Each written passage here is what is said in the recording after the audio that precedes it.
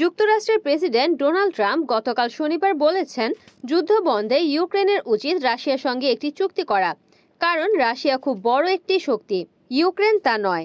আলাস্কায় রুশ president Vladimir পুতিনের সঙ্গে বৈঠকের পর ট্রাম্প এমন মন্তব্য করেন। শোনা যাচ্ছে, যুদ্ধবন্ধের শর্ত হিসেবে বৈঠকে পুতিন ইউক্রেনের আরও ভূমি দাবি করেছেন।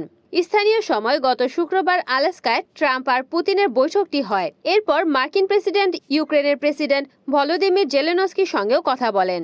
ট্রাম্প জেলেনস্কিকে জানান, যদি কিয়েভের পক্ষ থেকে ডোনেস্ক অঞ্চলের পুরোটা ছেড়ে দেওয়া হয় তবে রাশিয়া বেশিরভাগ জায়গায় যুদ্ধ থামাবে, এমন শর্ত দিয়েছেন পুতিন। জেলেনস্কি এমন চাওয়া প্রত্যাখ্যান করেছেন বলে জানা যায়। এরই মধ্যে ইউক্রেনের 1/5 রাশিয়ার নিয়ন্ত্রণে রয়েছে। ডোনেৎস্কের 3 ভাগ এলাকাও তার নিয়ন্ত্রণে। 2014 সালে প্রথমবারের মতো এই অঞ্চলে নিয়ন্ত্রণ প্রতিষ্ঠা করতে শুরু করে রুশ বাহিনী।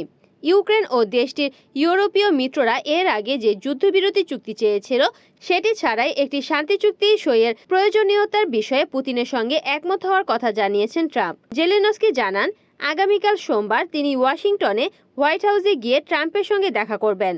ট্রাম্প অবশ্য আশা প্রকাশ করেছেন, পুতিন আর জেলেনস্কিকে নিয়ে একসঙ্গে বৈঠকে বসতে পারেন তিনি। Desk news, Kamruzzaman Kamrul, NN TV।